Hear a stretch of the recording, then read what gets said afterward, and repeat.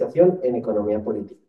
Es autor de numerosos artículos académicos y de divulgación que abordan el desarrollo actual del sistema capitalista, con un enfoque particular desde la economía mexicana. Actualmente es profesor de economía de la FES Acatlán, de la UNAM y en la UAM Xochimilco. Recientemente fue reconocido como candidato en el Sistema Nacional de Investigadores del CONACYT. Es miembro fundador del primer seminario de filosofía de la economía en México y del seminario Vuelta a Marx en el CIDE. Ha presentado ponencias en congresos especializados tanto a nivel nacional como internacional y actualmente forma parte del grupo de trabajo interdisciplinario y plurinacional en el Consejo Latinoamericano de Ciencias Sociales, CLACSE. Ha ocupado diversos cargos en el sector público en instituciones de renombre como la Secretaría de Hacienda y Crédito Público. Además, es un entusiasta de la divulgación científica, colaborando en diversos medios de comunicación. Adelante, doctor. Muchísimas gracias, pues muy buenas tardes. Y bueno, pues antes que otra cosa, la verdad es que yo no había visto la plataforma, está muy bonita, felicito profundamente este proyecto y además, sobre todo este elemento, ¿no? Tenemos ahorita una gran cantidad de información y ahorita en el boom de la inteligencia artificial, pues también nos sale combinado de todo. Así que es una muy buena noticia, pues el acopio de toda esta perspectiva, esta recuperación histórica que se está haciendo así por tramos, ¿no? Por fases, es muy importante porque la historia, pues obviamente que no es un asunto nada más de una reflexión contemplativa, ¿no? De lo que sucedió alguna vez y desconectado del presente, para nada, ¿no? Sino al contrario, ¿no? La reflexión histórica siempre nos permite situarnos correctamente en el punto crítico actual, ¿no? Es decir, no se conoce la historia simplemente por conocerla, sino que se conoce para situarse críticamente en el presente y poder proyectar y poder generar algo que es fundamental en la formación del y del economista, que es la formación de política económica. Es decir, estamos ahorita en el momento del cambio de paradigma del mercado autorregulado a otra vez el Estado como una fuerza, una energía de producción de realidad económica, ¿no? Entonces, desde esta perspectiva, pues la verdad es que yo me entusiasmé bastante cuando me propusieron participar en este proyecto y bueno, pues me dediqué a reflexionar al respecto del EASY, ¿no?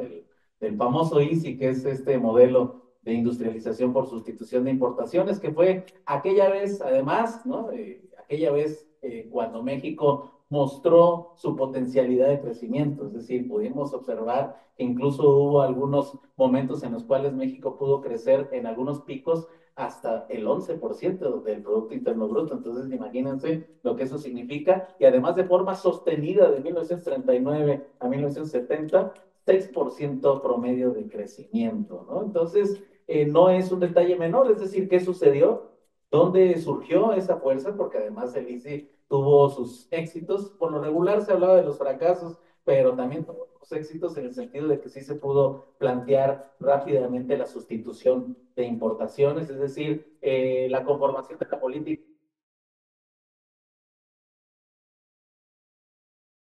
para hacer una política industrial, ¿no? Que no es un detalle menor. Después, pues obviamente que vino, como ustedes saben, y está desarrollado en el texto, hay condiciones internas, pero sobre todo hay condiciones externas, y no es un detalle menor que durante este periodo, especialmente derivado del término de la Segunda Guerra Mundial, la hegemonía estadounidense empezara su ciclo ascendente, ¿no? Entonces, eso fue lo que provocó en última instancia el constreñimiento posterior que nos llevó a la desindustrialización, ¿no? Pero que ahora, y esta es una de las bondades de la historia, es de que se crea una especie de puente intertemporal en el cual ahora nos encontramos ante la perspectiva, por ejemplo, del Plan México, un retorno de las perspectivas de industrialización, pero ahora la hegemonía estadounidense se encuentra en un ciclo descendente. Entonces, aquí hay una oportunidad, compañeras y compañeros, ¿no? Hay una oportunidad de que, pues además ustedes saben, y lo estamos viviendo en tiempo real, de que la guerra no es un detalle menor, me refiero a este tránsito de lo que conocemos como la guerra arancelaria, pero que rápidamente en realidad refleja la guerra económica que existe entre el bloque occidental y el bloque asiático, ¿no? Es decir, China pues acaba de responder a los unilaterales aranceles de Estados Unidos y pues la cosa se pone fuerte porque ustedes saben que para que haya una pelea se necesitan dos al menos, ¿no?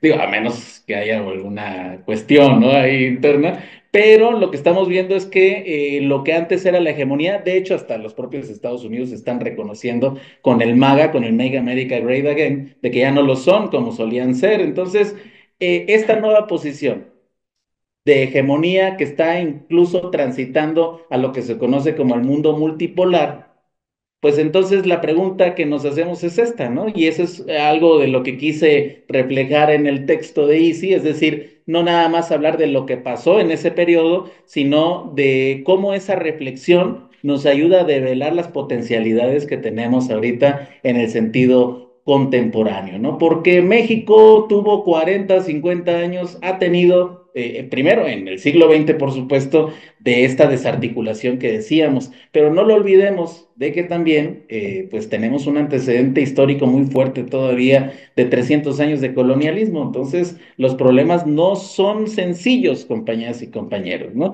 Pero que, dadas las nuevas circunstancias, pues estas generaciones de economistas que están surgiendo, pues va a tocar hacer esa reflexión seria, ¿no? No simplemente ver lo que ha sucedido y ver y contemplar lo que es el desarrollo económico en abstracto, sino la posibilidad de que ustedes se integren eventualmente a la formación de política económica. Es decir, que se pueda participar en el Estado mexicano, la Secretaría de Hacienda, en la Secretaría de Gobierno, en Gobernación, es decir, todas las carteras posibles, que se sepa pues que en realidad la perspectiva profesional e histórica del economista surge de la Revolución Mexicana, ¿no? Y surge para conformar un Estado social, ¿no? Ya después, pues tuvimos ya algunos momentos intensos donde nos matematizamos a ultranza, donde hubo un asunto de la visión de los negocios, del sector privado, y está bien, esto no quiere decir que no se pueda hacer en algunos contextos, pero que se sepa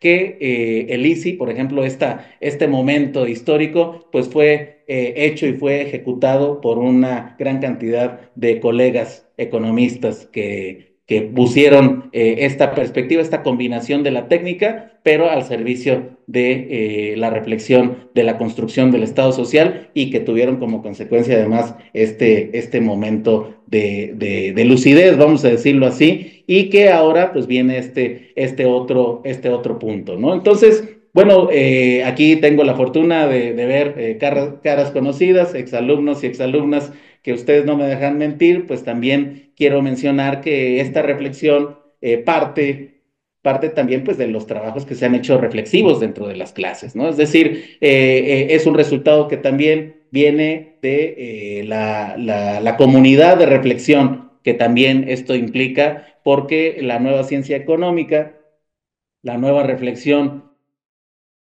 necesita también de ampliar el diálogo, ¿no? De forma horizontal. La reflexión también cruza la cuestión epistemológica. Y con esto quiero decir, por ejemplo, en el texto, ustedes se van a encontrar primero una reflexión en ese sentido.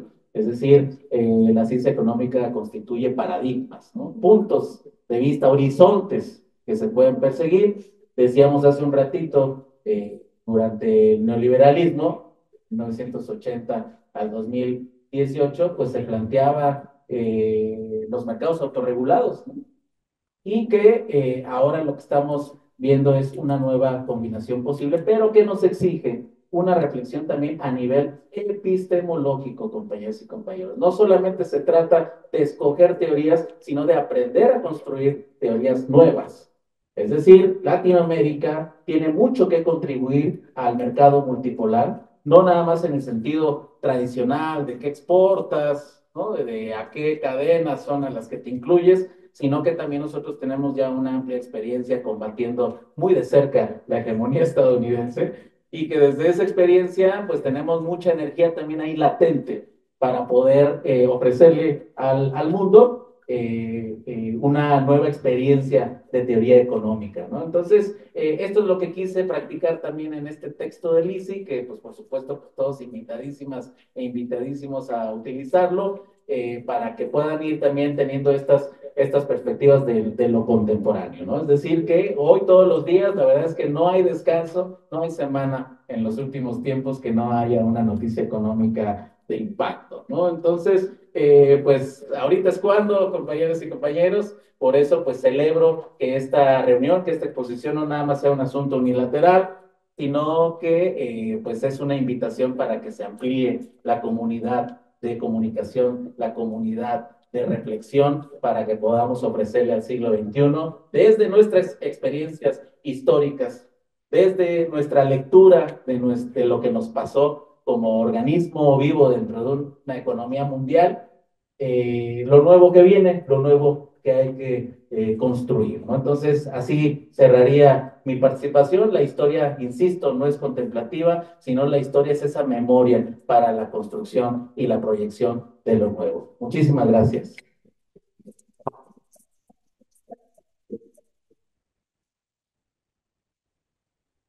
Muchas gracias por tus palabras, doctor. Ahora daré la palabra a la estudiante del segundo semestre del posgrado en Economía, a la actuaria Claudia Cristina Reyes Montes, que nos hablará un poco igual sobre el tema.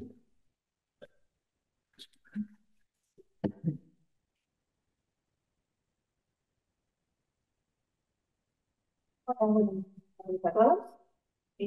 Bueno, yo les voy a hablar en nombre de, bueno, yo estoy estudiando en el segundo semestre de posgrado en Economía y también de mi compañero Jorge, ¿no? Que vamos a participar en este blog de la maestra de doctorado.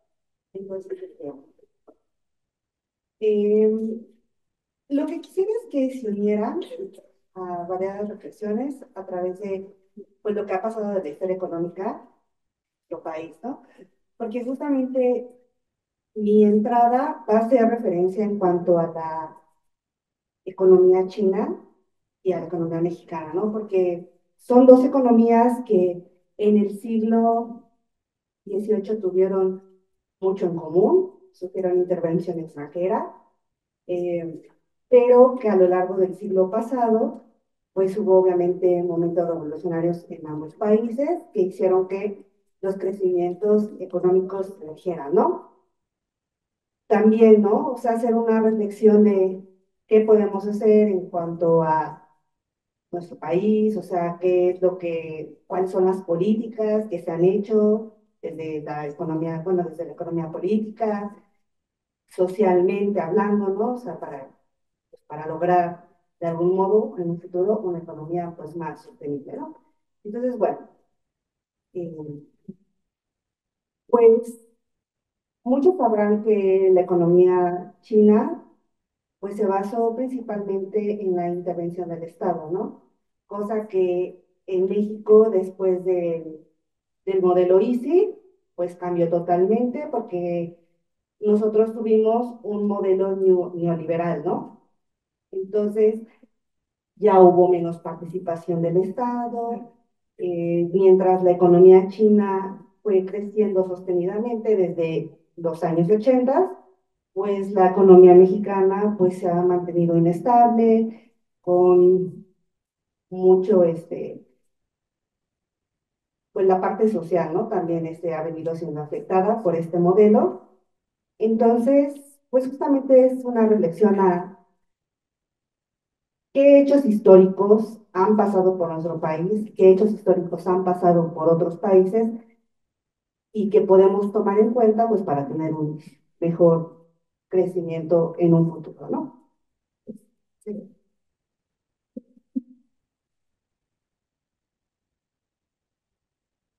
Muchas gracias por tus palabras.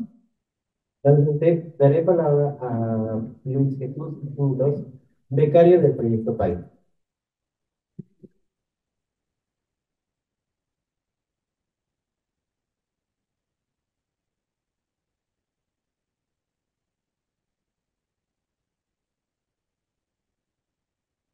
Bueno, muy buenas tardes a todos. como bien lo dijeron, soy parte del proyecto, realmente soy becario. Entonces, bueno, este es un artículo que escribimos mis compañeros y yo. Es un artículo pequeño, le hicimos el intento, entonces a los profesores que nos ven, pues no nos juzguen tanto, ¿no?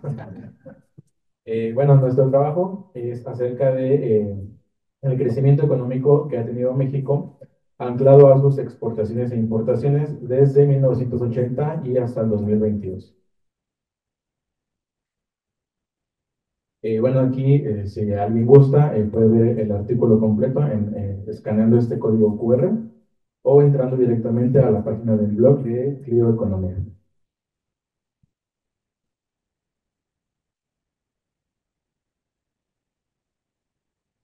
Y bueno, voy a intentar ser breve en los hallazgos que encontramos. Primeramente, bueno, tenemos que el crecimiento de México desde 1980 hasta la actualidad, pues siempre ha estado muy vinculado al sector externo, ¿no? Siempre ha tenido esta profunda vinculación. Entonces, bueno, lo que intentamos en nuestro trabajo es analizar cómo las exportaciones y las importaciones han funcionado como una estrategia para que el país crezca, ¿no? Desde inclusive la crisis de la deuda del 82, de la crisis del efecto tequila en el 94, y cómo se comportó después de la firma del Telecán, ¿no? E inclusive hasta nuestros días, que vemos mucho este tema de los aranceles. Entonces, bueno, a través de algunos modelos económicos, algunas regresiones, análisis de datos y de tomar en cuenta algunas de las teorías como el ISLM, algunas teorías como la de Douglas North, es que elaboramos nuestro trabajo. Entonces, lo primero que tenemos es que la economía de México pues es un caso particular en América Latina porque es una de las más globalizadas, sin embargo, todavía tiene problemas muy graves como el desempleo y la desigualdad. Entonces, si comparamos a México con otros países de América Latina, pues tenemos que, aunque México es el que más horas tiene de trabajo, es superado por otros países en cuestión de productividad, ¿no? Entonces, bueno, también tenemos que desde el 82 México empezó a tomar políticas de liberalización económica. Tuvimos que ingresó al GATT, posteriormente al Telecan, y fue moldeando su estructura, su estrategia, y esto le generó muchas ventajas, pero también algunas limitaciones. Entonces, lo que nosotros hicimos fue, por medio de un análisis del modelo ISLM, para una economía abierta, pues realizamos diversas estimaciones. Lo que encontramos en nuestro trabajo fue que una depreciación del 1% en el tipo de cambio real puede ocasionar un aumento en las exportaciones del 1,13%, y una apreciación del 1% podría aumentar también las importaciones en un 1,21%. Entonces, ¿qué es lo que nos dicen estos indicadores? Que el sector externo o la economía de México es muy sensible al sector externo, ¿no? Sobre todo a las fluctuaciones. Y también lo que encontramos, bueno, nosotros analizamos diversas variables como ya sea la producción o inclusive el desempleo, y lo que encontramos es que aunque pueden aumentar las exportaciones, en teoría, bueno, o lo que pensaríamos es que disminuiría el desempleo, ¿no? Entonces, en nuestras estimaciones tenemos que un aumento de un punto porcentual en el crecimiento de las exportaciones puede reducir en un punto 15% el desempleo. Entonces, esperaríamos que fuera más, y es una de las problemáticas que encontramos. También, bueno, concluimos que México es muy dependiente todavía del comercio exterior, del sector externo, desde la crisis del 94, cuando se provocó una devaluación del 300%, una contracción al año siguiente del 6,2%, y todavía en la pandemia, ¿no? Cuando vimos que sucedió todo esto, pues vimos que se dio una fuga de capitales, ¿no? Entonces, todavía seguimos siendo muy dependientes a esto. Pero también hay que decir que después de que se firmó el Telecán, las exportaciones sí jugaron un papel importante en la economía mexicana, que llegaron a representar casi el 20%. Otra de las conclusiones que tuvimos es que, como dice Douglas North, sí hay algunas instituciones que funcionan, que tienen un papel importante en la economía. Dice North, son las reglas, quien pone las reglas del juego, y encontramos que, bueno, es la Secretaría de Economía, algunas instituciones como Bancomex y el Banco de México, quienes han tenido este papel en cuanto al sector externo. También, bueno, decimos que este sector externo sí ha funcionado como un motor importante del crecimiento económico, pero sí hemos visto que tiene un desarrollo interno muy limitado. Entonces, algunas de las medidas que se pueden implementar, bueno, es diversificar los mercados y los productos para reducir esta dependencia que tenemos de Estados Unidos. Otra medida puede ser fortalecer los encadenamientos productivos que vinculan a las empresas que exportan con el resto de la economía. Es decir, no solamente queremos que México exporte más, sino que también la economía interna se vea envuelta. Entonces, dice aquí, el desafío no es abandonar el comercio exterior, sino enfocarlo a las problemáticas internas de la economía. Y bueno, ya por último, tenemos que el caso de México entonces nos demuestra puntos importantes sobre las ventajas y los límites de las exportaciones dentro de las 4 décadas que se analizaron. Bueno, vemos que México tiene una muy buena capacidad para adaptarse a las cadenas globales de valor y para tener un gran éxito comercial. Pero, como ya dijimos, no se ve esto reflejado en el sector de la economía interna. Entonces, lo que aquí concluimos es que no solamente se requiere que México exporte más, sino que lo realice de una mejor manera. Y bueno, esto sería todo de nuestro artículo. Estos son nuestros contactos y gracias por la atención.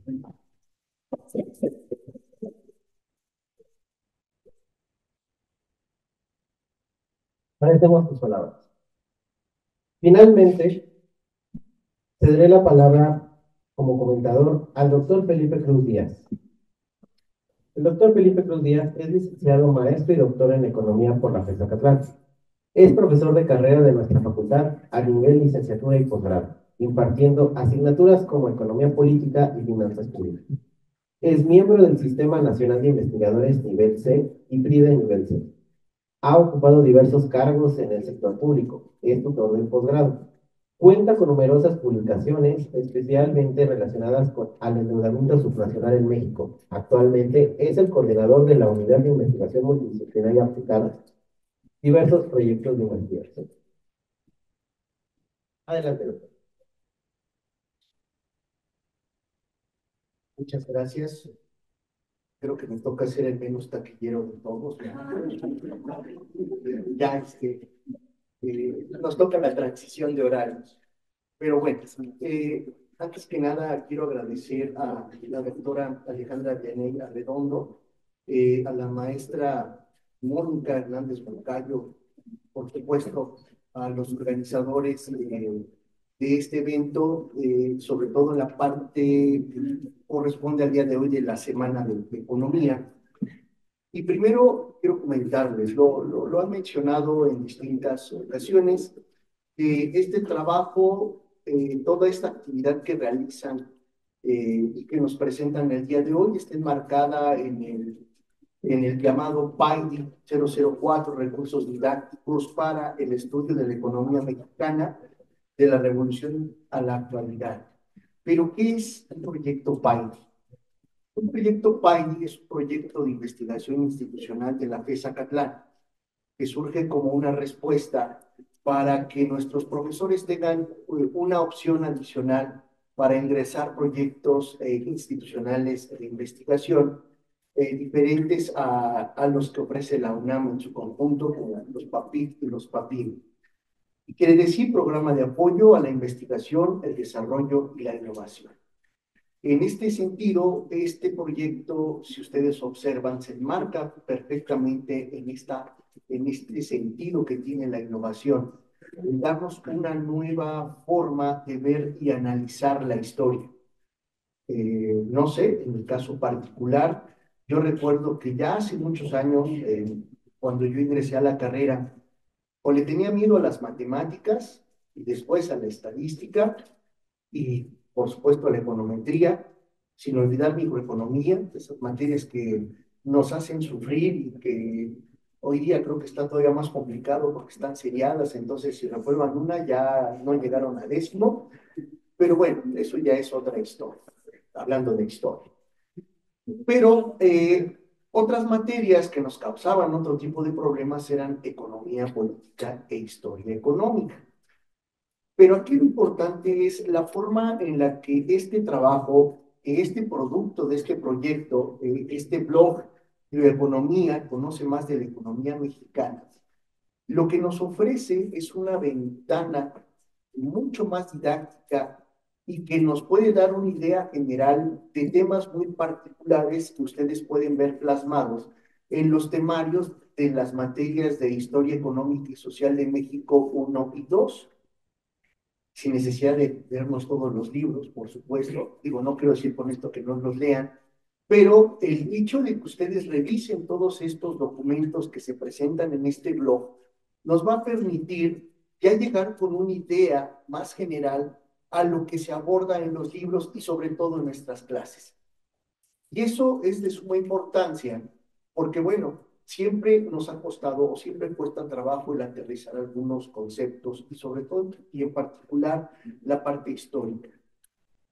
En algún momento, en alguno de los temas, se maneja el modelo sustitutivo de importaciones, la industrialización por sustitución de importaciones, y se dan una serie de elementos, una serie de conceptos que quizás a lo largo de la carrera ustedes van viendo, pero cuando leemos alguno de estos textos, podemos ver y si nos indica, el Estado se convirtió en el rector de la economía, en donde intervenían invirtiendo en infraestructura y generando condiciones para el motor del crecimiento. Ya lo decía el doctor Rojas hace un momento, ¿no? Una época en la que históricamente crecimos a niveles que yo creo que va a pasar mucho tiempo y no volveremos a ver. Pero también eso es producto de una serie de políticas que se llevaron a cabo. ¿Y quiénes de nosotros, en nuestras clases, ya sea de historia económica general o de introducción a la economía o crecimiento y ciclos o incluso en economía política, quién no ha escuchado hablar de Nicolás Caldor? Toda esa serie de postulados teóricos que él enmarca a lo largo de sus textos y pues bueno, fue él a quien contrató Antonio Ortiz Mena para que ejerciera y diera recomendaciones de cómo conducir la economía mexicana, y es el que sentó las bases de lo que llamamos el desarrollo estabilizador.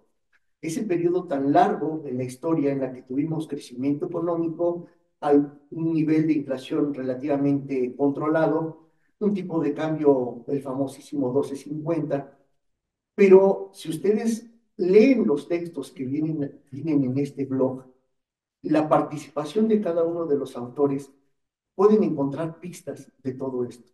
Y eso es lo más importante. Y esa es la importancia que tienen este tipo de documentos, el que ustedes tengan recursos didácticos accesibles a la mano y sobre todo con un carácter didáctico que les permita comprender. Ustedes ya son una generación que a diferencia de nosotros, que teníamos que vivir en la biblioteca. Yo les pregunto, ¿quiénes de ustedes han visitado la biblioteca por más de 2 veces seguidas en un mes? Bueno, yo ya ni siquiera tengo credencial de la biblioteca, ¿no? ¿Eso qué significa? Que nosotros ya nos movemos por otro tipo de recursos, somos más visuales, ya tendemos a utilizar todas las herramientas que nos da la tecnología. Y eso, pues también es parte de la historia, cómo hemos evolucionado. Por tal motivo, los invito a que se echen un clavado, como se dice coloquialmente, visiten este blog, pero sobre todo lo aprovechen. Es un esfuerzo que hacen la responsable y la corresponsable de este proyecto, así como los autores y todos los que participan, y sobre todo todos los que no se ven, porque bueno, hay un staff, por aquí abajo lo tengo, muchas veces no son reconocidos, pero sin su trabajo, sin duda, este blog no estaría funcionando, ¿no? Los profesores, los autores, los responsables, solo son quienes ponen esa parte o si son quienes dan la cara, pero los que están detrás de pues de esas cosas gráficas y de esas cosas computacionales que no comprendemos a veces, que están como en chino o en japonés, como la playera del compañero, nos lleva a ver que este tipo de proyectos son muy incluyentes porque toman en cuenta alumnos, profesores, y eso es lo que más enriquece este tipo de trabajos. De nuevo, les reitero, visiten el blog y pues ahora sí que aprovechen a la responsable, corresponsable y por supuesto a los autores que tienen aquí, tienen mucha experiencia en todos estos temas y sobre todo que pues vean en qué les puede servir en las materias que están cursando. Que sobre todo vean todo lo que se puede hacer para que cuando lleguen a ese fatídico 10º semestre, y digo fatídico porque tienen que decidir cómo se van a titular, sepan que no solo es tesis o tesina, sino también actividad por proyecto de investigación. Seguramente estos jóvenes que están participando en estos proyectos pueden entrar, pueden ver la posibilidad de titularse por esta vía. Y eso también es muy importante para ustedes. Entonces, enhorabuena y pues gracias a todos los que hacen posible este trabajo y pues a seguir participando en las actividades de esta semana de economía. Muchas gracias.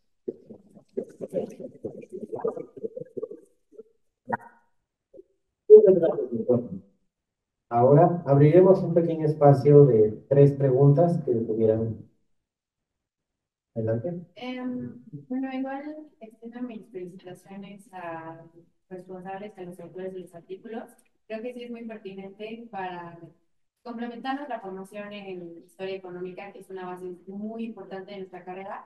Y mi pregunta va más o menos a lo que mencionó el doctor Felipe Cruz, acerca de qué tan pertinente sería desarrollar una línea de investigación desde este ámbito de los términos de intercambio de México con respecto, o sea, en la actualidad, con respecto a la nueva guerra comercial arancelaria con Estados Unidos.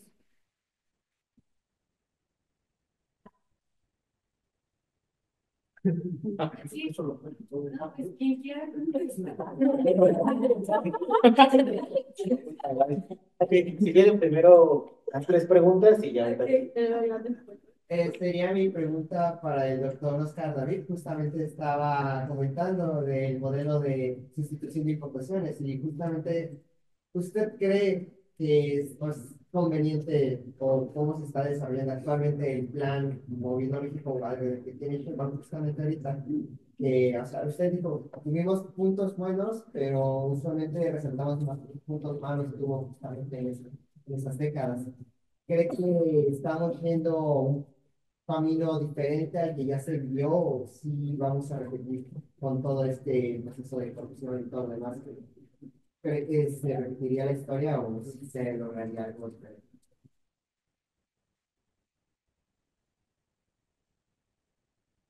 Una tercera pregunta.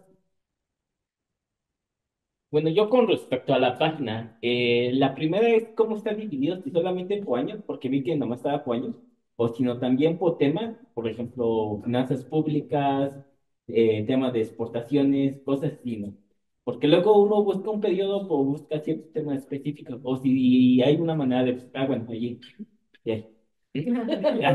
Gracias. Gracias. Así de sencillo.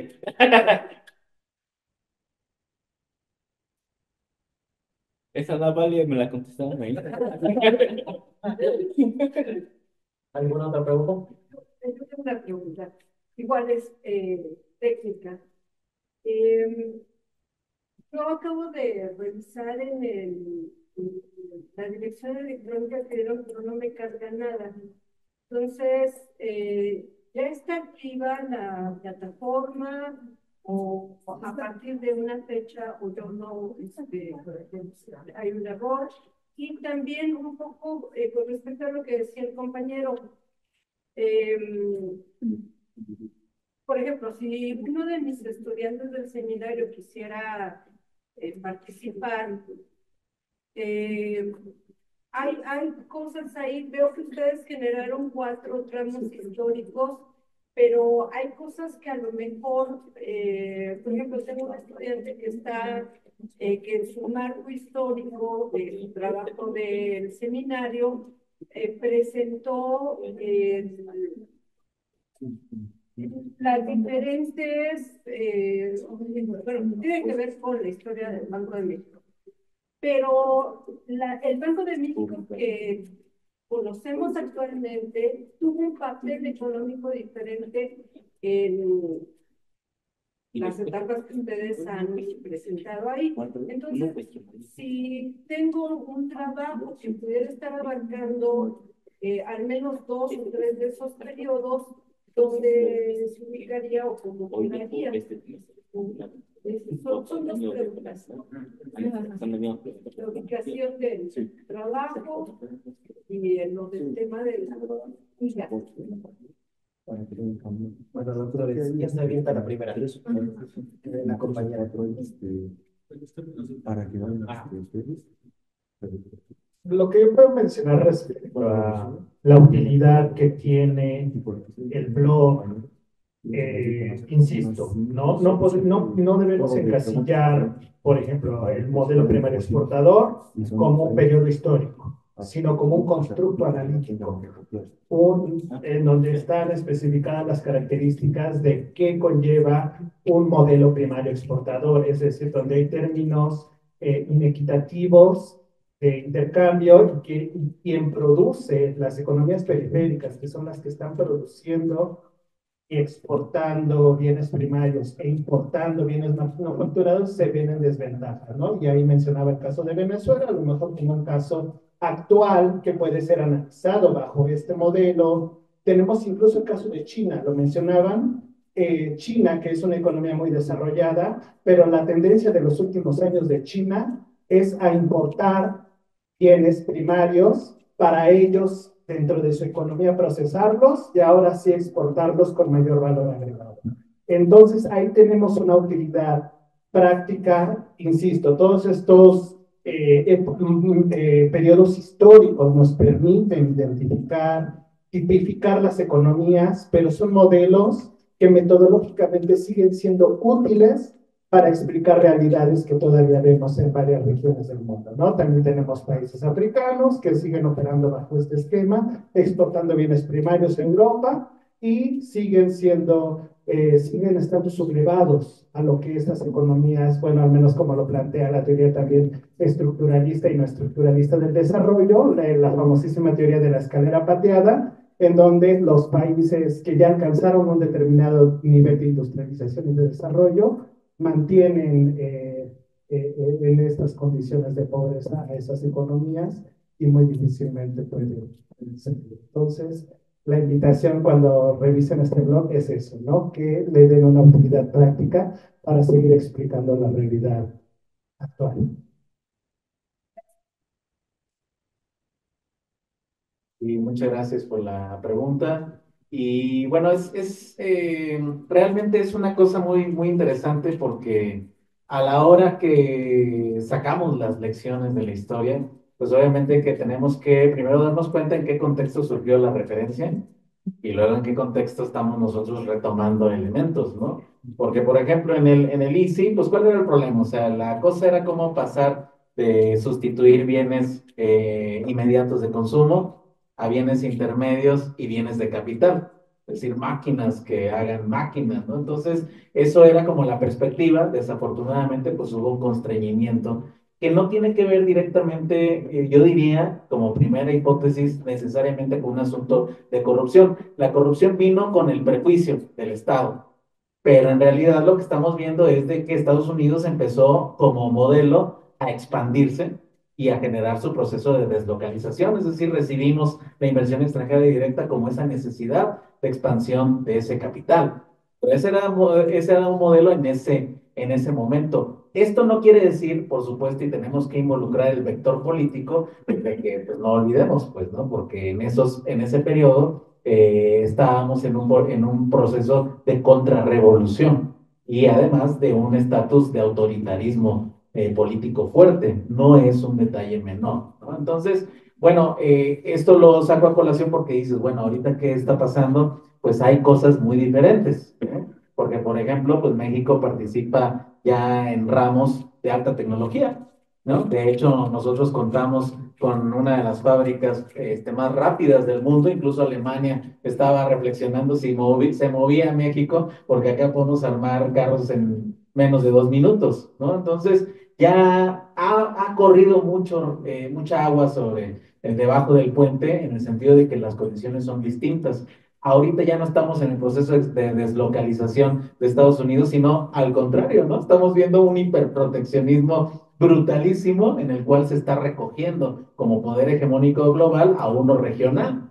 Y este concepto, por ejemplo, el nearshoring, pues es el que ha estado nutriendo. Cómo recibimos a través de los distintos polos industriales, cómo recibimos a través de esos polígonos especiales, cómo recombinamos nuestras políticas económicas, pues obviamente que eso es como lo que está sobre la mesa. No quiere decir que la condicionante general ya nos lleva al éxito, por supuesto que no, pero sí nos lleva a que nos cuestionemos y que pongamos otra vez sobre la mesa, pues la participación directa y abierta del Estado, pero no de un Estado autoritario como en ese momento, sino un Estado democrático, en el sentido de que pues estamos viendo también una refuncionalización del Poder Judicial, por ejemplo. El Poder Judicial se dedicó a bloquear cuestiones de soberanía en materia de electricidad, que eso es soberanía energética. Entonces, bueno, vamos avanzando en el vector político. Además, el Plan Nacional de Desarrollo, si ustedes quieren, no fue mucho lo que se abrió, pero ya se abrió a darle oportunidad a sectores de involucrarse en la discusión, ¿no? Entonces, ya activaste el Plan Nacional de Desarrollo para el sexenio, activaste el Plan México para el medio y largo plazo. Entonces, estás otra vez ahora en la lógica de planificación, que eso es lo que nos remite al ICI, por ejemplo, pero las condiciones no son iguales, ¿no? Pero, pues el asunto es de que existe esta oportunidad y esta importancia también del economista reflexionando la historia, pero en activo, es decir, sabiendo que hay que hacer esta renovación, ¿no? Y que además, pues, con todo esto que se está viviendo del cambio hegemónico, pues decíamos, hay dos tipos de países en general, los que se dedican a hacer especulación financiera y que ahora que vienen los viernes negros, los lunes negros y bueno, pues que comúnmente se olvida que los martes, miércoles y jueves son verdes muy abultados para esos capitales, pero bueno, se le pone énfasis a estas tormentas financieras. Observamos que los países que son menos susceptibles de esos movimientos, menos vulnerables, es porque están activamente fortaleciendo su industria. Entonces, no es simplemente que digamos, queremos volver a vivir esa experiencia y a ver ahora sí cómo nos va, sino de que simplemente los países tienen que tomar con soberanía sus decisiones porque sus problemáticas y sus historias son irrepetibles. En suma, la corrupción sistémica es lo que se vivió durante el periodo neoliberal de aceptar planes de desarrollo que venían del exterior, el consenso de Washington. La renovación, la recuperación democrática, el derecho a tener Plan Nacional de Desarrollo y Plan México, es decir, el corto, mediano y largo plazo, es un acto democrático, pues, ¿no? Entonces, desde esa perspectiva, pues se abre una nueva visión irrepetible y, pues, por supuesto, la labor del economista va a ser, por supuesto, analizar, no caer en los mismos errores, pero pues no a la defensiva, sino simplemente para poder abrir el nuevo espectro de lo que estamos viendo, porque insisto, ¿no? No es lo mismo cuando Estados Unidos está constituyendo su hegemonía que ahora que se está peleando incluso hasta con Canadá, imagínense, ¿no? De que lo quiere reducir a Estado, voltea con la Unión Europea y también los quiere obligar al gasto militar, por ejemplo, que esto es materia para otra charla, pero eso fue la forma en la cual obligó a la caída del muro de Berlín. Entonces, trata a los europeos como trató a sus enemigos en el siglo XX, es decir, es una historia ya totalmente distinta, pues, ¿no? Y entonces, desde esa visión es, sí, retomar las lecciones, darse cuenta también de los prejuicios antiestado que se nutrió a través de la industria mediática y la industria también epistemológica en las universidades, el tipo de publicaciones, etcétera, etcétera, para que ahora podamos sacarle brillo a la nueva etapa. Muchas gracias.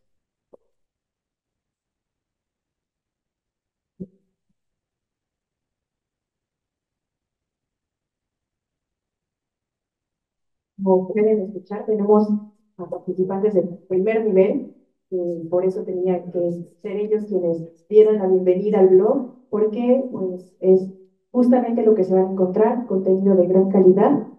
Con respecto a las preguntas que usted nos hace, maestra, El blog, bueno, pueden acceder con blogs.acatlán.unam.mx Clio Economía. Ese es el nombre. Es el dominio de los blogs que tiene la FES y pues habría que simplemente ponerle Clio Economía y ya está, pero se los hacemos llegar sin problema, con muchísimo gusto. Escanear el código, Ale. Puedes escanear también el código por si alguien más no pudo acceder.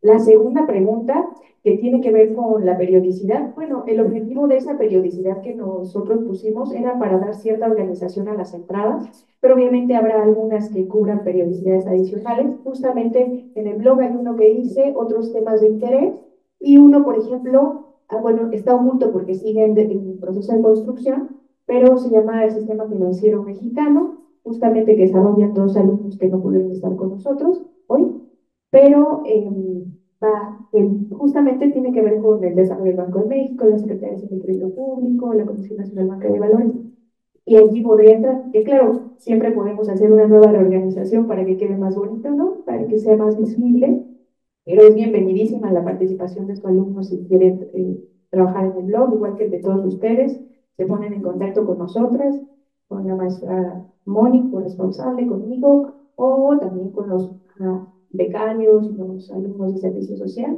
por supuesto que sí. Y bueno, permítanme por último un momento más para presentar al equipo, que les digo, no están todos, pero quisiera que se pusieran de pie los becarios, los alumnos de servicio social, que están con nosotros en representación también de quienes no están. Simplemente en un motivo de agradecimiento, presentarlos, por favor, y también todos pueden participar.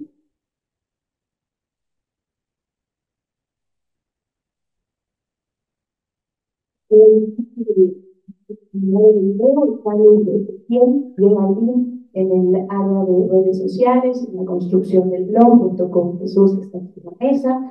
También está Axel con nosotros. Está, me ganan los nervios, no me digas tu nombre, Alan Yair, y sí, me ganaron.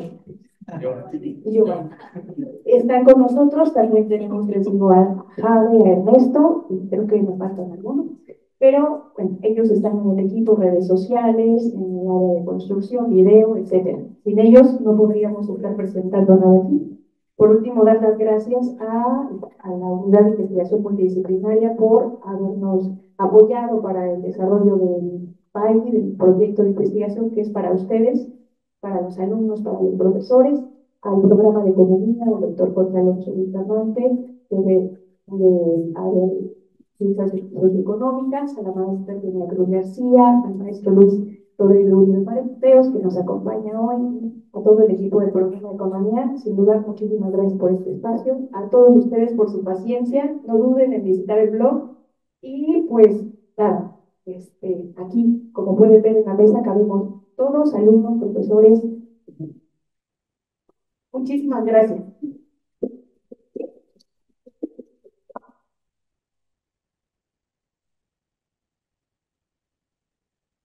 Finalmente, para culminar, me permitiré entregar unas constancias. En un primer momento es la letra dice: la Facultad de Estudios Superiores Zacatlán, División de Ciencias Económicas, a través del programa de Economía, otorga la presente constancia por participar en la mesa de avances Proyecto PAIDI 00424, recursos didácticos para el estudio de la economía mexicana de la Revolución a la actualidad, impartida en el marco de la edición número 25 de la Semana de Economía, Innovación, Sostenibilidad y Prospectiva Económica, por mi razonable espíritu, Santa Cruz Acatlán, Estado de México 2025, a el doctor Felipe Cruz Díaz como comentarista externo.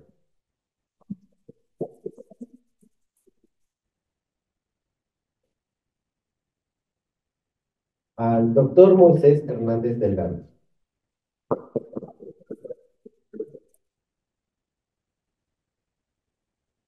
Y finalmente al doctor Oscar David Rojas Cielo. De igual manera, para todos aquellos que forman parte del equipo también tendrán su debida constancia, se les haremos llegar a través del programa económico.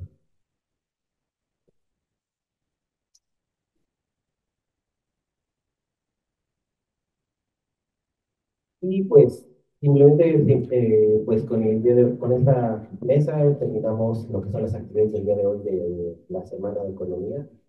Los invitamos a continuar con las actividades el día de mañana con lo que